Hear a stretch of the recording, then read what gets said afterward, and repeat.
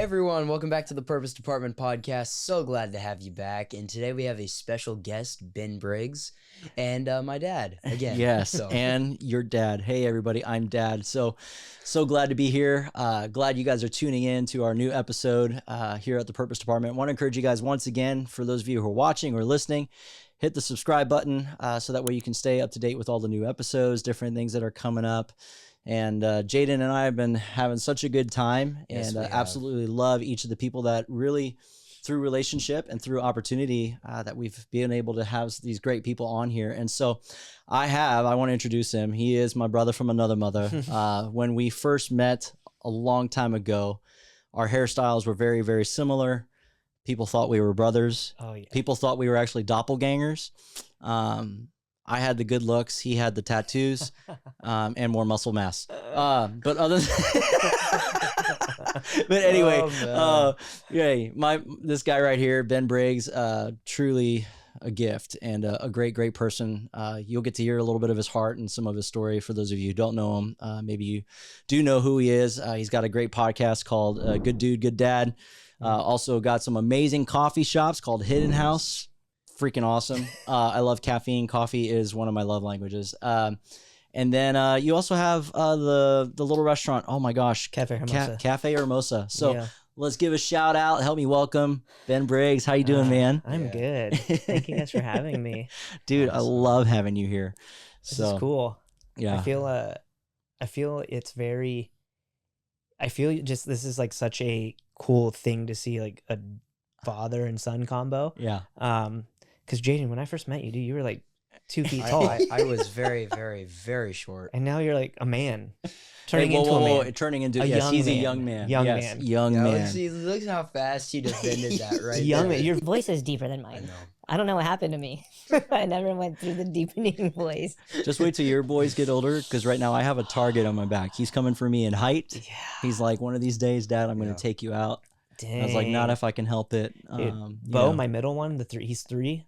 He's got, Devin and I joke around. It's probably not funny, but it's funny. We call him like little man. He's got like roid rage, and he'll like, when I'm leaving for jujitsu, he'll try to take me out.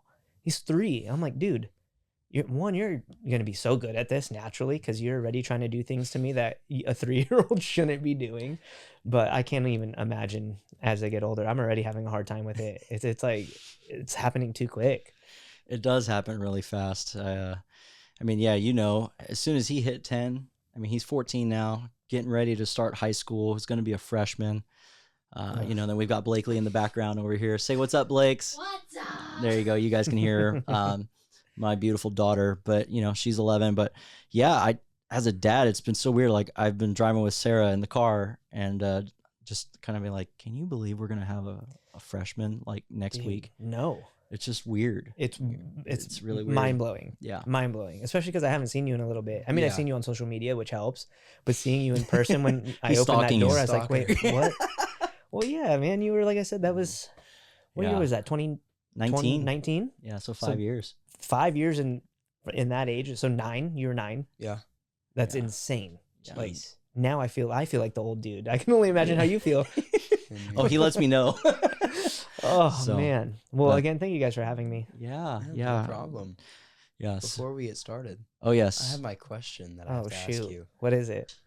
You know what? I'm gonna make this one a little bit easier today. But if you could go anywhere in the world, like any time frame, and get a specific kind of like coffee bean and a specific kind of just coffee style and learn how to perfect it, where would you go? And what kind of coffee would it be? Oh, what the heck? That is not the question I thought you were going to ask me. I think I would probably say Ethiopia, and time frame, I don't know exactly when it happened, but along the time frame of when they discovered what a coffee cherry was. I think that would have been a really cool time to be a part of, to be like, this just, hundreds of years ago doing what they're doing, and they find this plant and they decide to eat something that looks like a little cherry. And I want to know how in the heck whoever discovered it was like, oh, maybe if I roast these over a fire Right. and then grind it and put hot water over it, it turns into this liquid that gives you energy. Like I think that would be my answer. It's just to see how it came about. So I don't know if that, No, that's actually a really good answer. yeah, because how did this happen? I just want to know the guy who dropped the bean into some chocolate and decided, hey, this is gonna be. Oh yeah. Right? That's what I mean. Like I just would love to go back to one of those moments and be like, how in the heck did you think to grab this cherry? Because coffee beans actually grow on a plant in a cherry, right? So it's a Yep. little red cherry, and there's 2 little coffee seeds per In each cherry one. usually. Yeah. The cherries are so good though. And they do. They have like the nice little taste to them. But who the heck would have? Who Yeah. did that? Who thought of that? That's what I Yeah. want to know. That's where I Yeah. would go. Awesome. Yeah. Yeah, That's dude, awesome. that's actually really fun to think about. Yeah, it'd I, be like, I really thought of you because just a few weeks ago we were in Kona. Mhm. Yeah. Jaiden was at a camp, and then we did an episode too at the beach. That was so much It fun. was So fun. But when I dropped him off at the camp, and then I had a few days to myself, I went to this coffee plantation. Oh, And so I cool. was thinking of you because I was like, dude, this is so great. I mean, I loved long time ago. Man, it feels like ages ago. You did the cupping event Yeah. at Hidden House, and so I know Sarah and I got to do it, and just coffee is amazing. If you guys are, you just gotta love coffee, and if you haven't, go to Hidden House. But learning all the stuff and how with the 2 cherries, but then also like if they're supposed to be the same size, and Yeah. then sometimes you get the Peabody Yeah. or the Peaberry. Peaberry. Peaberry, thank you, Peabody. That's like a cartoon character. Sorry. Oh, man. But then how they did all that, and then they talked about, this is how we dry, this is how we kind of get rid of all the excess stuff, and then Yeah. what makes Kona coffee. It was just so cool to learn some more of that history Yeah. and some different stuff there. So Well, I don't think people realize how much goes into Oh, coffee, no right? joke. It would be something when I would get asked back in the day, when I would participate in all the big coffee events and functions and stuff. One of the things people would ask me sometimes is like, what is some of your favorite parts about this? And I would love to describe what I used to call the wheel of life of coffee, right? Mm. Like you see like in Hawaii for you, right? Or Mhm. if you're in Ethiopia or Central America or other parts of Africa, wherever you're at, that's a coffee producing place. You see the amount of work that it takes to produce this like generic cup of coffee that a lot of us drink every single morning without thinking Don't even about think it. about it. Yeah. Right. But if you go to a nice restaurant and you want a nice glass of wine, you're going to evaluate and judge that wine on a different level because it's this product that's so like hard to do. Yeah. Coffee's very similar. It Oh, just yeah. gets snobbed off all the time. Yeah. And so to physically see how many hands actually have to touch that coffee before we can enjoy that sip is just like so mind blowing to me. And I remember going to Ethiopia for the first time and just having one of those moments of like this is probably because of my faith also, but just one of those moments of like reflection when I was sitting there watching, dozens and dozens of workers, employees with crappy footwear, Yeah. not proper clothing, on sides of mountains, picking these things by hand. And then it goes to the next process and they're making $5 a day. And it like really hit me. And I was like, oh my goodness, like I'm going to come home and I'm going to sell a vanilla latte for $6. And these guys got paid $5 For working a whole. Yeah. for working a whole day, breaking their bodies down. And it just hit me. And I was like, this little black cup of coffee that I have in my hand, I will never once take it for granted again. Yeah. And so for me, coffee is more than just like Hidden House. It's a part of life. It's like it's a relational builder. It's a safe place.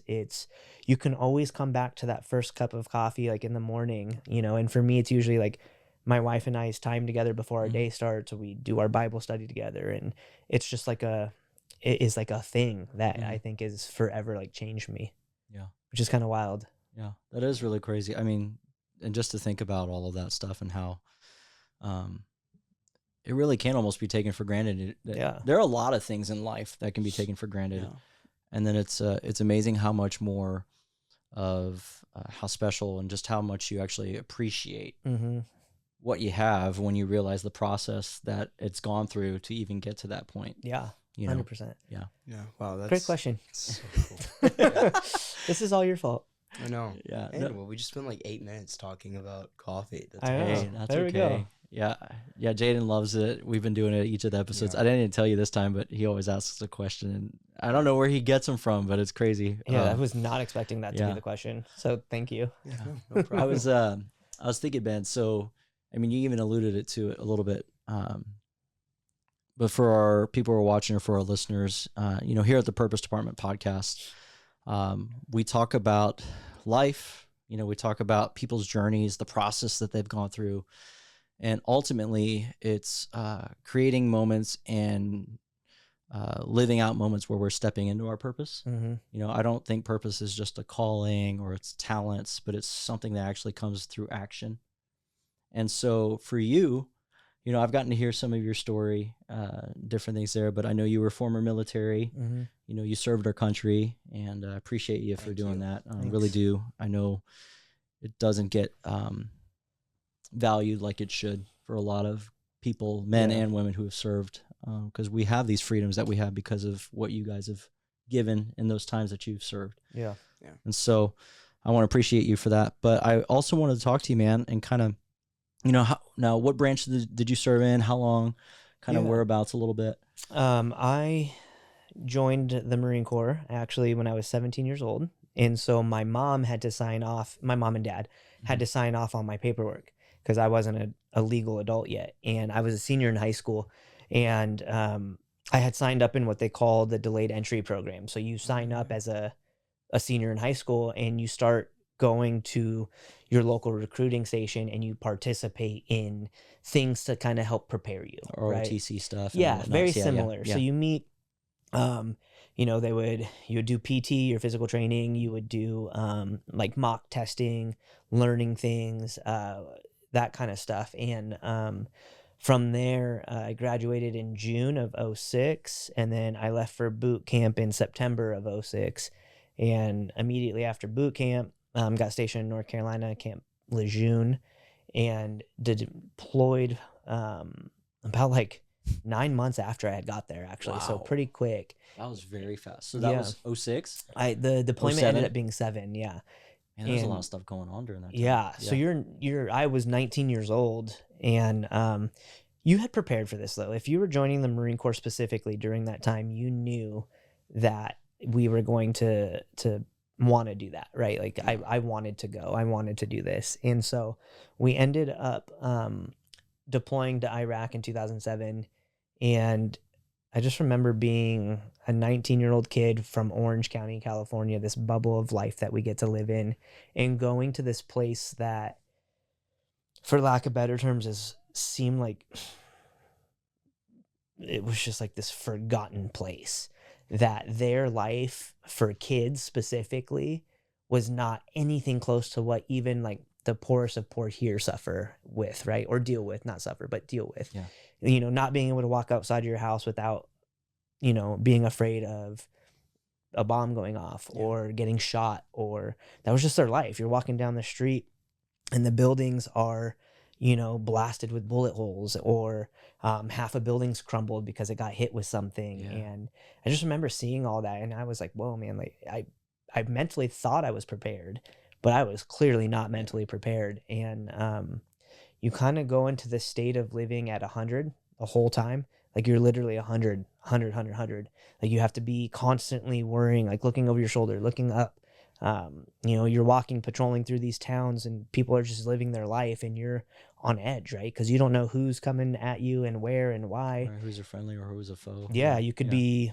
It could have been a man, a woman, a child, and so you have to like develop this hardness about you, and you almost have to, for lack of better terms, be heartless.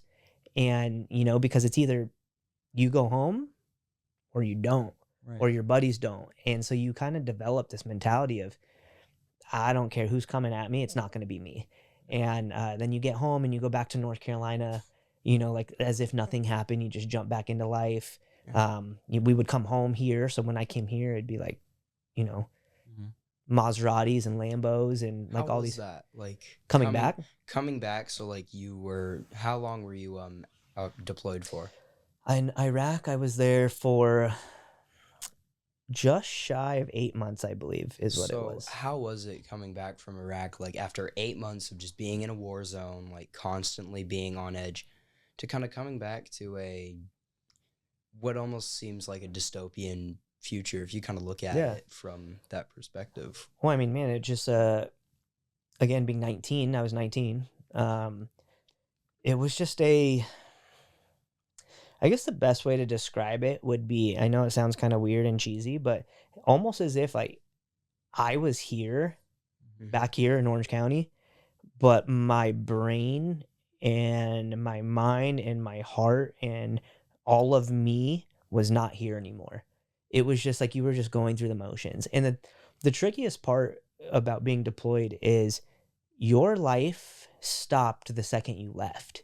So what you knew as your life here, your friends, your Mhm. family, workplaces, church, like that all stopped when you left because your life got put on pause like a video game. You put it on pause, right? And then you went and did all that stuff. And you come back expecting to hit play right where you hit pause.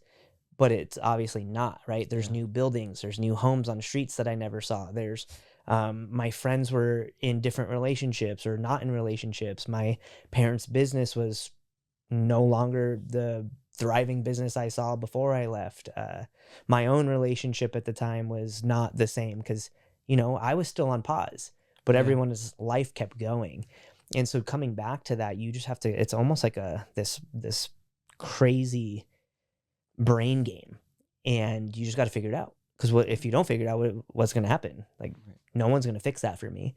And then I think the Yeah. trickiest part is then you get sent to do your next deployment as you were just acclimating back to normalcy. And so my second one was in 2009 to Afghanistan, and that I think is where I radically became a different human than I was prior. I think if I had to trace it back to one thing in my life that kind of started this trajectory was Afghanistan in 2009. But same thing, you go through the same things. Afghanistan, you're constantly on high alert, high Yeah. drive, 24/7. You're sleeping with a pistol in your hand, or I remember several times I slept with a massive knife on my chest like this because you Just got have to be on. Yeah. yeah. And then you come home and the same thing happens. You get thrown into a grocery store or a gas station that has 50,000 cold beverage options, and you find yourself standing there for 30 minutes like a movie, and you don't know what to do, and you don't even know you're doing it. And then your buddy comes in and is like, "Hey, you okay?" And you're like, "Oh yeah, I'm just grabbing a drink." They're like, "Dude, you've been looking at that wall for like 25-30 minutes." I was like, "Wait, what?" Like those things happen, Yeah. and then you come home Yeah. and back into life and trying to figure out how to hit that play Yeah. button again. But clearly you're no longer the person you were prior to that. Yeah. And so yeah, that was my long version of the military. Yeah. I kind of went on a No, ramble. you're good. No, that was good. I think, Ben, I mean, here's the crazy part. In your terms of when you serve and your terms for serving and different things like that. And I know we were in San Diego for a couple years. We got to meet some SEALs. So definitely familiar with the military community, and all shout outs to all of them. Like, appreciate for all of them, and they're each in their different roles, and how they really actually are the backbone for one another deep down inside. I know. 100%. But I think the crazy part is any person who serves, when they have to go, when it's go time, it is really crazy to think about what is the cost for when you have to turn those things off. Yeah. Because in essence, just like what you talked about earlier, you've got to turn some of these things off. Why? Because you need to protect yourself. Yeah. It's self-preservation at this moment. And there's a reason for it. Yeah. Yeah. But I think about our bodies and what we go through in life. Like, we weren't meant No. or created to do stuff like that. 100%. And so, can you talk a little bit about like what it was like to, in essence, I guess, like what you said earlier, is pushing play again. Yeah. So it's like getting these connections and getting things to start firing again. Yeah. Like, I love this question. It's something that I had to really understand and develop. I would have never understood it, if I'm Yeah. being honest, until I spent years of my life going through struggles and turmoils and transitions and figuring things out and trying to reacclimate and hit that play button to the new me. And I think it just became a thing. I'm trying to think of like how to best describe this is I think when I came home, you kind of just hit it, but you're not designed to be on 100 the whole time. No. Right? It's impossible. That would be, for like an analogy for somebody, that would be trying to drive your car with the gas pedal down Redlined the entire time. all the time. Yeah, your car's going to break, or something's going to crash, or your vehicle will break. It's going to have to come to a stop, or it's going to run out of gas. Yeah. Right? And so when you come home from stuff like this, a lot of guys don't know how to handle it. They don't have family support systems. They don't have faith. They don't have all these things. Those guys, there's nothing for them to come back to. And then you have the other side of like guys like me who had an amazing family life, an amazing support system. I had my faith in God. I had all these things, these outlets and people that cared about me to help me figure this out. But there's no one that can help you. And then you have the in-betweens that had some of what I had, and then they had nothing. And, to kind of preface what I'm about to say is, out of my 2 roommates, I'm the only one still alive. And they didn't die because of combat. They ended up not being able to cope and deal with life. Yeah. And so, the first one, I think he ended up passing in 2017, 7 years after we deployed. And then my last buddy, who I was very tight with, his was March of 2020. I was flying home from Orlando from the funeral when they were shutting the world down for COVID. And you think about that, 7 years in 10 years. And these guys were still being haunted by the things that you can't control. Yeah. And so trying to hit that play button was almost impossible. I did hit that play button. And what that play button looked like for me was breaking up with the girl that I thought I was going to marry. We were together for almost 6 years, high school sweethearts. I had her ring and everything, and she called me one day, and I was just a different human being at the time, and broke up with her over the phone, and hung up on her, cussed her out, did the whole thing because who knows why. Right. And then I just went on this crazy binge of a life because I thought that I could, or apparently it was just my brain's coping mechanism. Yeah. And, I was still trying to hit play. I had already started Hidden House too, which is like the craziest part about all of this is I had already started our business, and everyone from, looking at me thought I had it all figured out. I went to the military. I did all these things. I started my first business. I was young, in shape, at the king of the world, right? Like living life to its fullest. And everyone in my life didn't really know what to do because they all saw what was really happening. And for me, I didn't know I had a problem. Like, I didn't know I had these issues. I didn't know that my new normal was this, because you play that comparison game and you look at your peers and you look at your friends, and the ones that are really messed up, you're like, oh, that guy's messed up. Like, I'm way ahead of him, or I'm not doing the stuff he's doing. So I'm chilling. I just got to figure this out. And basically, you have to reacclimate to understanding that you can no longer drive this vehicle of my body at 100% all the time in Orange County, expecting nothing bad to happen. And the fuel for that vehicle for me during that time, and a lot of these guys, was alcohol. Yeah. And, you're drinking all the time and you're doing a lot of dumb things. And the craziest part about that whole time of my life is I never stopped going to church, which I think is a double-edged sword. I just never lost sight of going to church, even though I was clearly living in the world and of the world.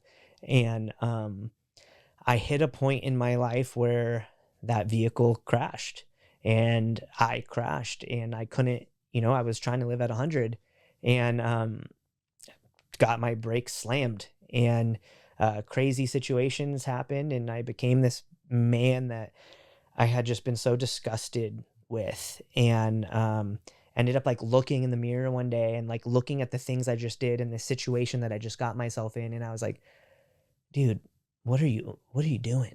Like, what, Yeah. who are you? And I'm very thankful that I was raised the way I was, because not very many people can do this. And the answer to this is God. But I was able to wake up and change it. I quit drinking. Wow. I quit going out. I quit doing all the things I was doing with like a flip of a switch. Did I obviously have those like setback moments or stumbles? Yeah, of course, right? But I made that choice, and I just chose to get my life back. And during that process, that's when I ended up meeting my now wife, Devin. And Shout out to Devin. We Yeah. love you. but that's kind of the quick version, or like the quick version of like trying to press Yeah. play is you gotta, there's no right way to acclimate back into the world after going through what you went through. And I tell people this all the time, especially vets. I tell them that if you went through the stuff that you went through and came home and were not phased by it, I would genuinely be concerned for you. That I would genuinely think you have some mental things going on up there. Because to go through what you go through and to come back and be normal, like that's not normal. And with PTSD, they're still trying to figure out how to do it. You know, I remember coming home from Afghanistan, and they sat us all down and made us answer these stupid questions on a computer screen. Like, and that was how they decided if you had PTSD. And we were like, are you kidding me? We all want to just smash these computers right now. Like, Yeah. But that was and then it was, oh, here's some anti-anxiety medication. Yeah. Here's some depression pills. Here's some blah, blah, So blah. many of the things that we do to try and navigate it, and not to downplay it, but it literally goes with any type of depression, any type of trauma Yeah. that anyone's gone through. I mean, even if you've gone through something, then your body mentally and physically and emotionally is just overwhelmed. Like things start to break down, but yet we always try to just treat it on the surface. Mm-hmm. And it's so easy. I mean, it's easy for all of us in a lot of ways to put on a front and to know how to push play on what we think people expect us to be. Yeah. But then deep down inside, it's really getting down to the root of the things. It's really breaking a lot of the hard dirt. That's how I view it. Like whenever for people who have gone through so many different things where they've had to disconnect and had to push pause, and for self-preservation, it's the idea you do all these different things, but eventually the ground around your root system becomes so hard that anytime something starts to make a break at it, starts to like crack into it, or you start to dig a little bit, it hurts. Yeah. Because it's so tough. Yeah. You know, and there's no feeling. There's no emotion. There's no like it's living, but it's really more in just a stable, it's plateaued. Mm-hmm. When in reality, it takes getting into those places where you really start doing a deep work and start looking at things. And I mean, even for you, it blows me away too, to think that, I mean, you had a great support system. You know, I've known people who have had a great support system and made it, and had a great support system and didn't make it. Yeah. You know, known guys who didn't have anything who made it. Yep. And then people who did, like, and so, but to think about, even with your support system, you still had your own inner battles that only you could work through. Yeah. I mean, what was that? I mean, could you share just a little, just like some of the certain things that you just had to process and kind of work through? And I mean, back then, this was between 2010 and 2013 were what I call my chaos days. yeah. And what I was mentally going through was, I just talked about this the other day actually, which is crazy. Since high school, I mean, back then that was only what, like 5-6 years past high school at that point. But basically, since I made the decision to join the Marine Corps, I have been put in these leadership positions my entire life, since I was 18 years old till now. I'm gonna be 37.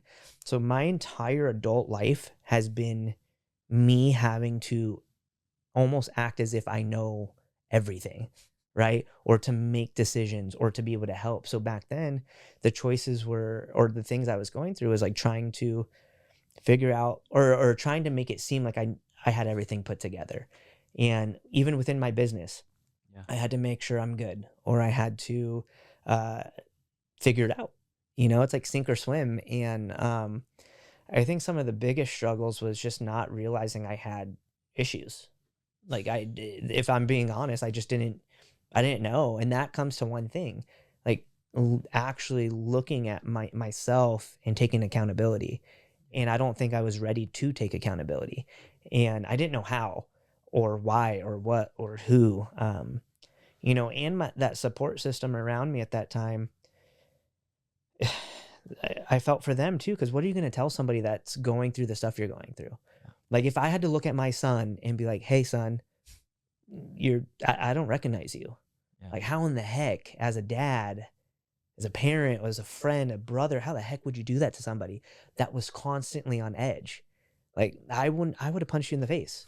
Like just straight up. That's how I was. That 100%. Yeah. It didn't matter who it was in front of me. You were, and that's what is so scary and dangerous about these situations is it didn't matter who was in front of me. Like I remember punching my cousin in his face. He was my best friend growing up. He's like my brother. And he like got in my way because I was going to do something dumb. And I told him to get out of my way and he wouldn't get out of my way. So I punched him. Like that was my normal. Yeah. And so having to figure that out, it was hard. Yeah. And it was just self-reflection and realizing, hey man, like you're not as tough as you thought you are. Yeah. And because if you were genuinely as tough as you thought you were, you would be able to sit down and fix it. Yeah. And so I think for me, it was just trying to figure out what was going on because I didn't know. Yeah.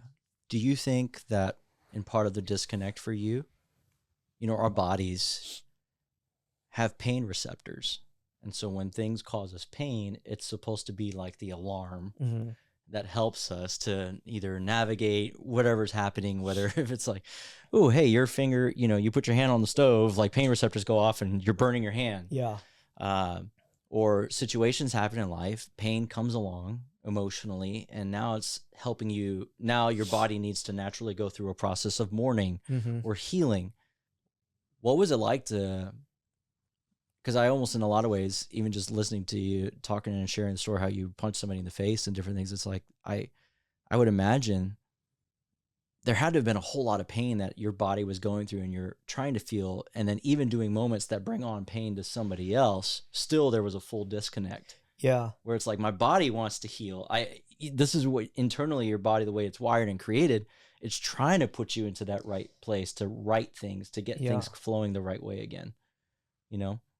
No, yeah. I think that's what makes trauma in any form of trauma is so difficult to try to have a one size fits all. Cause I don't think there is. I don't care if you're the top therapist in the world and have all these things figured out.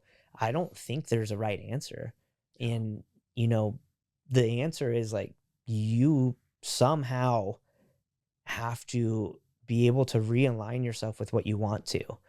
And that becomes very difficult. And I don't have that answer.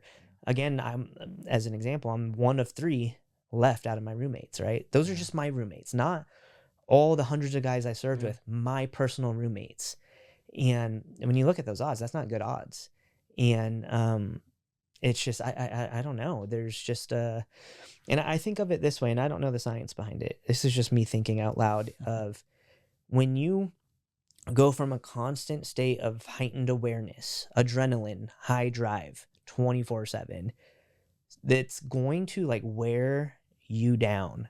Your like adrenals need to be reset. Yeah. They control everything. Your hormones are going from normal to pushing as far as they can go. And then they're supposed to just like disappear. Stop. Yeah. It's kind of like a car. You're going like, say like 120 miles an hour and you just hit the e-brake. Yeah. Something's going to break. Yeah. Or you're going to flip or something. Or you're going to flip or the car's just going to die. Yeah. You can't go from like, from what I've seen is like, you can't go from like just being full 100% to just stopping and living your life again. It's like, it's impossible. And there's no real way to there isn't. Get back into There's it. a way. Yeah. And I don't want to be that guy, but I am a living testament to that. And it's God. And like, that's the only reason I am sitting in this chair. Yeah. Like with the life that I have. Yeah. So with the gifts that you have, with the people, your family, you know, I think of maybe people who are watching, listening, you know, and I know you've got your military community and different things, but I also just think for a lot of people in general, and in a way, the way that things have unfolded in culture today and in life, I can even think of just a few years ago when I hit a burnout Yeah. season, and all I wanted to do was push pause. I mean, I think about the heaviness that entailed, Yeah. you know, and what it did for those who were connected to me. You know, I think about those, right? Maybe you're watching right now, and you've tried to push pause. Yeah. The crazy part of life is you can try to push pause, but time continues to go. Yeah. There No one is else is no gonna push pause around there you. is no pause button, you know. And I think the crazy part too is that sometimes we push pause thinking that's going to solve everything. Mm-hmm. It only delays it. Yeah. You're just pushing back the inevitable. And you know, I got to speak to some guys today at Teen Challenge here in SoCal, and I was talking to them about how, you know, we try to almost in a lot of ways we push pause on things because we don't want to deal with it. We Mhm. push pause on things thinking that eventually the giant elephant in the room or the giant Yeah.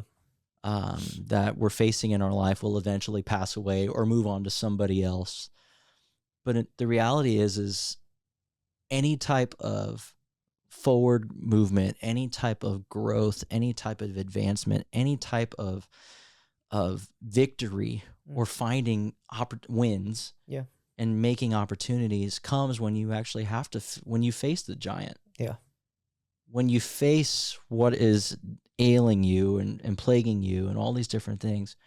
And you may not have the win or the 5-step process, which is fine, because I agree with you too. Like there is no one correct way other than God himself. Yeah. But then the process that God walks us through is all for each of us is completely different. Yeah. But there's something amazing that happens when we just stand and put ourselves in the right direction and Yeah. face the challenge. It's all about putting one foot in front of the other. And it doesn't matter how long it takes you to get to where you're going, Yeah. as long as you keep putting one foot in front of the other. Yeah. And man, I had to face a lot of giants. I did a Yeah. lot of that season of life seems so short in the grand scheme of things, 3 years, but I ruined a lot of lives. I did. And I had no care for it during. And that was something I had to like come to terms with after. Like, man, Ben, you you might now be good and you are working and you are trying to live your life for the Lord and all these things, but you left a just trail of destruction behind you. Yeah. And that was something I had to look in its face. And there was numerous times, years past all that time, like Devin and I were already married, when I would run into somebody from that season of my life. And who knows what they were saying about me and stuff like that, but they weren't wrong. Yeah. I did it to myself. And I remember having to own some of it. And That's even though it huge. was years later, I would go say sorry. Even though it was like years later, I wasn't going to like blatantly call someone out of the blue, but if I saw him, I wasn't going to shy away from it. I just said sorry. And doesn't make up for it. And here's the coolest thing about all of that, though, if this resonates with anyone that would listen to this, I don't regret anything that I did. I regret the things and the consequences of the actions I chose, but I don't regret the things and the path that I went down, because without it, I would not be who I am today. That's good. It's Right. so powerful because people are always like, I regret my past. I hate what I did in my past. I don't like what I did, and I hate who I was. And I'm like, don't do that, because that's the only way that you're who you are today is because of your past. 100%. Like, your past doesn't define you whatsoever, but the things that you did in your past are forming you and have formed you to who you are. So be grateful that you had your past, Mhm. or else you would just be nothing. Like, Yeah. you would not have a personality. You would not have the experiences that you did, and you wouldn't learn from it. Yeah. Yeah. And I wouldn't be able to use my story, right? That's what's so Mhm. cool about like podcasts like this and having a purpose. And the things that I'm doing in my life now is we all have a story to tell. And if that story can help reach a single person, to me, that like those hardships I went through is a win. Like if something I did or that I went through and me sharing that can help somebody not make that same thing happen, that is a huge win. And it's also just like a testament to God's redemption, and that it doesn't matter what you've done. I think the biggest thing, in my opinion, that matters is owning it, taking accountability from it, learning from it, and moving forward from it, right? Like for me, without any of that stuff I went through, I wouldn't be able to get up on some of the platforms that I get up on and say, hey, like I get it. Like I've gone through it. Like I'm not just telling you these things. Like I felt these things. I lived these things, and I had to deal with these things. And it wasn't like it was just like this magical switch or I swallowed some awesome, like, oh, you're better pill. It was a lot of work, years of work I still have to put in. Yeah, I was gonna say definitely still today. Yeah, there's still so much that has to be done. there has to be, because if not, all this is nothing. Yeah. So I think and this is what I think too, as well, as far as there's something amazing, and it goes beyond yourself when you push play with the right heart. So when you decide to push play, and you just decide to go, there is opportunities, not obstacles. Opportunities, once again, to swallow your pride, to surrender, to let go.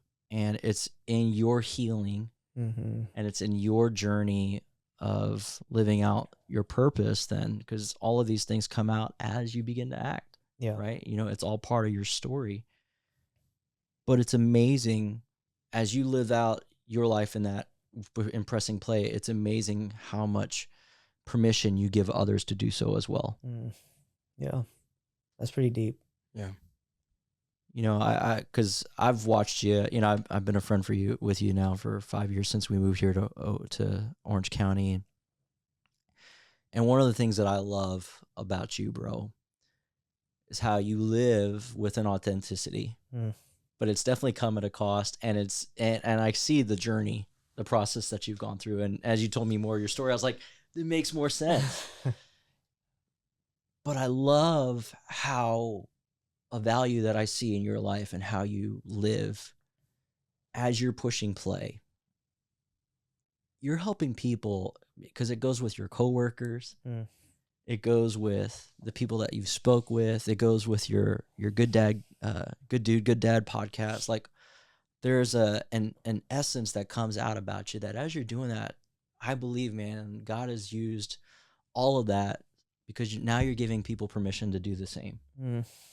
And it's so cool to see that. I love when people are finding their purpose and stepping into what they were designed for, and they're right, and understanding who they are when they have somebody who's living it out and believing in them. Yeah. And like I see that, and it inspires me. Thank you. And so, but those are one of the things that I've always seen. When I think of Ben Briggs, and I think of what God has asked you to do and how you're just living it day in, day out. What you see is what you get, all those different things. Very true. But I think, man, how awesome would that be for all of us to really get to a place though, where as we're pressing play, what you see is what you get. And I'll take responsibility and ownership for the things that I need to, or that I must, because of my position, or because of this is who I am as a dad. Like, I'm going to own it. Yeah. Even though it might not be my fault, but I'm going to own it. It's hard. Yeah. It's hard. Yeah. And like, that's the beauty of my past, or your past, or your past, and your future is, like you said, ownership. And, man, there's days where I feel like the worst dad in the planet. Right. And then there's days where I feel like I'm the best dad this world's ever seen. And then there's days where I just feel like, dude, what the heck? Like, who are you? And then there's days where I'm like, oh, I got to figure it out. And the one thing that I know that I can always come back to is I do try very hard to be what you see is what you get, for good or bad. I said this the other night, but I try to live my life the same exact way behind closed doors with my wife, with my kids, with my family, with no cameras on, no podcasts, no people listening. I'm the same exact way around my pastors, my friends. Like I try to be genuinely me, and sometimes it's a blessing and sometimes it's a curse.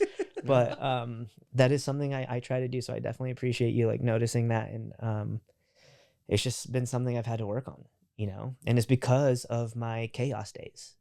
And like there's no point in hiding anything. There's no point in just being scared to be you. I mean, there is people, and you're gonna be scared. People are going to be scared at sometimes, and that's okay. But it's like using that for the ability to try to, at least, just like I said, just keep putting one foot in front of the other. Like, there's so many times where I don't want to keep putting one foot in front of the other, right? I want to turn right or I want to turn left, you know. But as long as you do turn right and you continue to put one foot in front of the other, like that's like the best. That's the best advice I could ever give. And it's something like I said, I have to remind myself every day. And just being honest with yourself and having the ability to give yourself grace, which I would have never understood until I needed a lot of grace and a lot of forgiveness. So yeah, it's craziness, all craziness. I really liked what you said about like pressing start with the right heart. Yeah, it's kind of big. like it's also like whenever you fail like a mission in a video game, right? No, I have to bring it back to You this got to one. bring it to Xbox. Yeah, no, I get it. Like whenever you fail a mission in a video game, you always have to change your gear. You can never go at it with the same gear that you had the first time, because you have to like see the mission first, and it's very rare that you get it first try unless like you're an absolute beast or you're cheating. But you always have to look over the mission first, and you always have to look over life first. And then you have to choose the correct gear. You have to choose what's right. And like being that guy is like, you have to choose God. God is going to be the most important piece of gear that you have. Yeah. Like he's the best tool in your tool belt. Like he's the best like healing item that you have, basically. Like pressing start with the right gear, with the right heart, will always lead you to a better place. I love that. I do like that. Pressing play with the right heart. And Start with the right heart. Yeah, I love it's something that. I still have to work at. Yeah. I'm 37 Every day. years old, and I'm figuring out like God. Like I'm still figuring that out. But we're all human, so that's okay. Yeah. And when you're genuine about it, you know, and we serve a God who, I mean, this is what I think about God himself. He takes our chaos and turns it into a work of art. Yeah.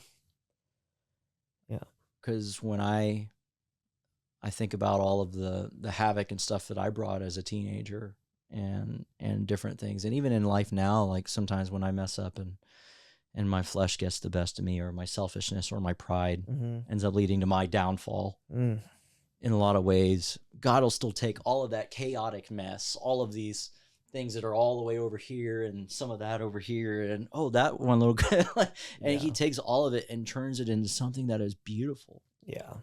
And I'm grateful that he's the one who's in charge of the brushstrokes as the artist.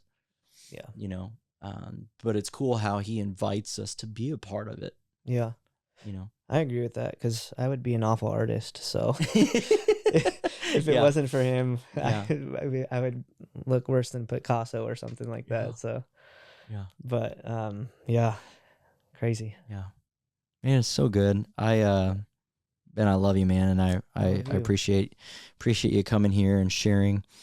You know, I hope for those of you guys who are listening, watching, you know, let us know what you guys thought of this episode. I feel like we got to do like a part 2 or something. There's just so much to unpack here. I would say that we'll have to have you back, Ben, for sure. And but I'm really thinking, I don't know, my mind just, I know there are a lot of you who you've had your moments maybe where you've pushed pause and you're afraid to push start. My heart, I'm one of these people, and my son will tell you, like, maybe Ben, but I'm one of these people, like, if you need somebody, an ear or whatever, like, I make time for that stuff, because presence, it means a whole lot. even without the right system or the right next steps or the right solutions, just being present. And so maybe for those of you guys who are watching, if this is you, and you're like, I just want to find the opportunity to push start with the right heart so that I can start living out my purpose. Mm-hmm. I want to be there for you, want to help support you. And so, thank you guys so much, Ben. I love you, bro. We'll have to have you back on. And thanks, guys, for joining us. Jay, do you want to? All right. This is the Purpose Department podcast with our special guest, Ben Briggs, signing off. Have a great day and God bless. See you guys.